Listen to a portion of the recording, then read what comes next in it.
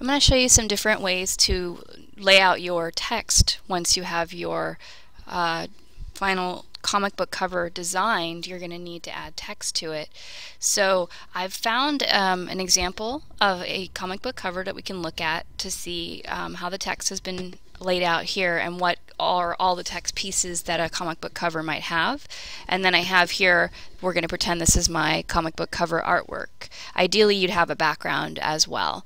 But for now I'm just going to use this so that I can do some demonstrations. So I'm actually going to lock this layer that I placed my artwork in on. This is going to be my artwork, so I'm going to call it that. And then I'm going to make a new layer, and this is going to be I think it's going to be my title. So what I'm going to do is get my text tool in Illustrator, and then I'm going to click once, and when I do that I can start typing. So I'm going to call this Luke Cage. So I'm going to type it all in uppercase, kind of like Superman here. And right now my text is really small. So once you notice that once I finished using the text tool, I clicked back on the black arrow. This is always the one you can use to manipulate any object in Illustrator, including text. So I'm going to actually scale this up.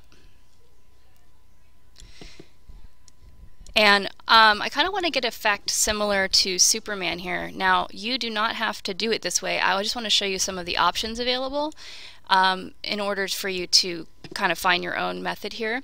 Notice that up here there's character and there's paragraph. So I can click on character and it's going to give me a chance to change the font here. So I probably want to look for something that's going to be a little bit more bold. I might use something like impact if I have that. It's going to be, your call. It's going to depend on your character and your style, the design that you're creating, but I want you to think about that. That's an important piece. There's impact. That's the one I wanted. So impact is a nice bold font, but you don't have to use that. So as you can see, there it is right there.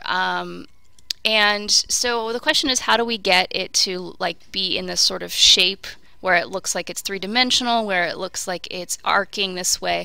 So there's a lot of things we can do. First, I'm going to pick a color for my text. I'm going to choose it from the character himself. I'm going to get this nice blue that he has going on in his pants. And then I'm also going to add an outline. I think that adds a nice effect for comic books.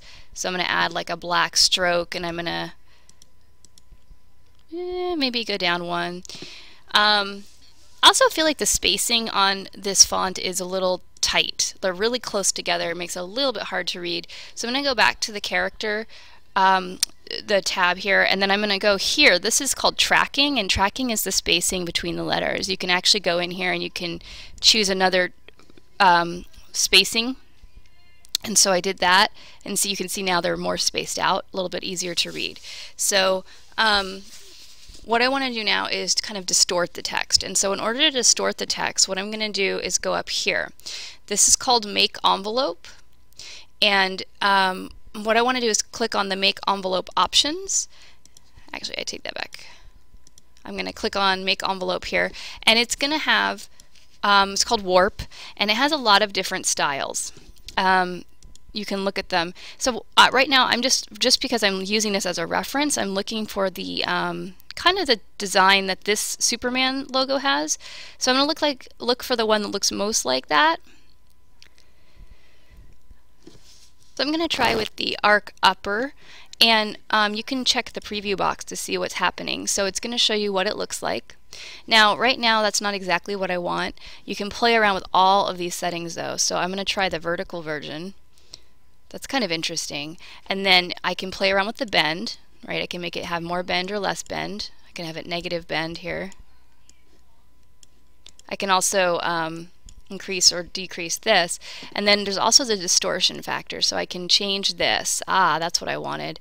So as you can see, as it goes towards the right here, the text kind of squeezes down. And then I can also play with the vertical version here. I might just want to do this kind of small amount.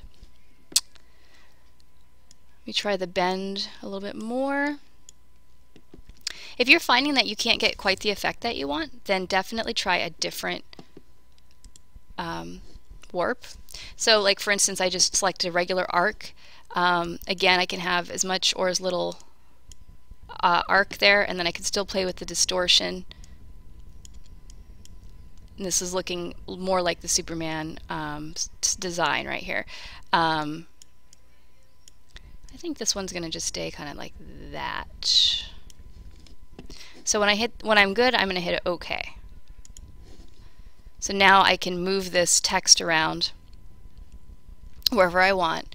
You'll notice a lot of comic book covers, the text often will go like a little bit behind the hero, so that's something that you can play around with as well. But for now, I'm just gonna, I just want you to see what I have so far.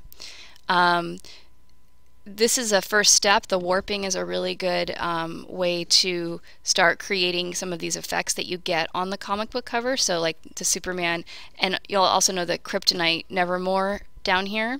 This text is also using some sort of warp that's making it look like it's going kind of three-dimensionally back in space. So that's definitely some things you want to try out.